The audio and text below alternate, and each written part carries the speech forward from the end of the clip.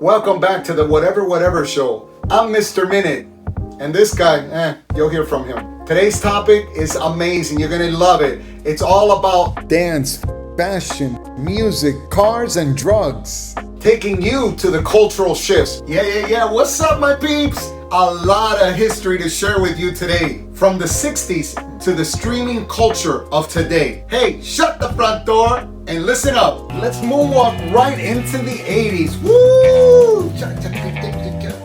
The era of neon lights, synth bass, machines, and over-the-top everything. I remember one time seeing the Grammys, and I think it was YouTube, the group that started saying that it was okay because back then it was like, oh my God, they're using drum machines, blah, blah, blah. And, he said that using drum machine was amazing. If the song was good, it was good no matter how you made it. So kudos to you, YouTube. And music in the 80s was all about variety. Pop, rock and roll, hip hop, and electronic sounds were all blowing up. You had the famous MJ Michael Jackson dropping Thriller, and of course the Material Girl herself, Madonna, with Like a Virgin, woo! And Prince giving us Purple Rain. You can't sing. Rock bands like Guns N' Roses, Bon Jovi brought back the long-haired look, while hip-hop started making serious noise with Run DMC and LL Cool J. And let's not forget MTV launched in 1981, and MTV changed everything in music because now videos were a part of the song. You had to have a dope video with a phenomenal song. And all of a sudden, sound was as big as style. I don't know, if you lived in Miami, there was a place called The Falls, and it had a restaurant chain called El Torito, Mexican food, great food. And I remember they had MTV, and it was like, I'll be working and doing my photo keychain business, and voila, there was Madonna, Wham, all these big artists on the screen. It was amazing. MTV, I loved it.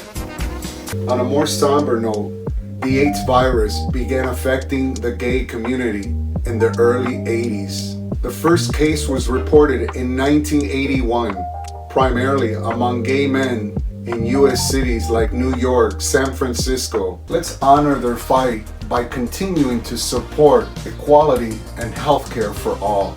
And getting back to what you said earlier, music videos certainly raised the bar for the music industry forever as well. And fashion in the 80s, man, it was flippin' wild.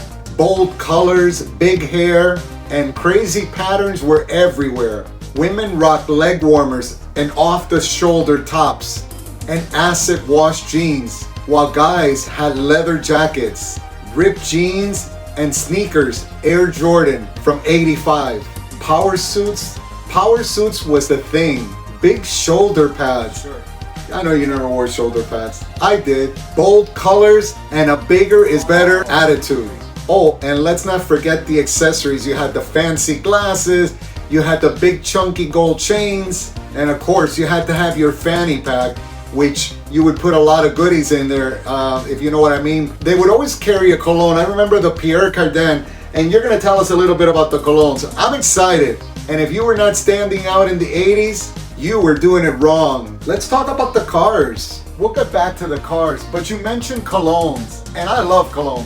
I remember the very popular men's cologne, and women's for that matter. Let's see, there was Halston Z14, the little black bottle. There was Dry Car, that was a good one. What's another one? Polo by Ralph Lauren, the little green bottle with the gold cap. Cool Water in that blue bottle.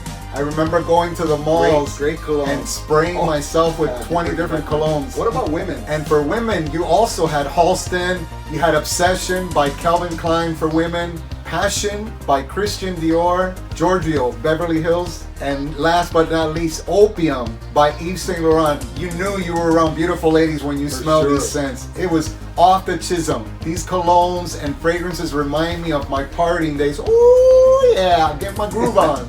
All right, and of course the 80s had legendary rides like the DeLorean, made very popular and famous by the movie Back to the Future, and the Lamborghini Countach, which made every kid want one. I know I wanted one. It was like everybody's dream car. And American muscle cars were still alive with the IROC Z Camaro and Ford Mustang GT cruising the streets. And for the business elite, you had the BMW 3 Series. And Mercedes-Benz SL was the go-to flex car. Oh yeah, the 80s were fast, flashy, for showing off. That's right. Woo-wee. Just like everything else in that decade. Hey, Mr. Minute, I bet you didn't know that in the 80s, safety standard regulations in car were mild suggestions rather than rules and laws. Nobody wore seatbelts, and people wonder, why are these things even in here? Until a lot of people were getting into accidents with back then those hard chrome bumpers. It was crazy. But anyways, what else, Mr. Minute? Danny B. Funman, another thing I bet you didn't know, the young people of today don't know what a collect phone call is. For sure. Or seeing payphones everywhere. Wow. And if you didn't have a dime to make a call, you were definitely not communicating. So you had to like dial, "Hello, operator, yes, I'd like to place a collect call." And the operator would say, "And what is your name, sir?"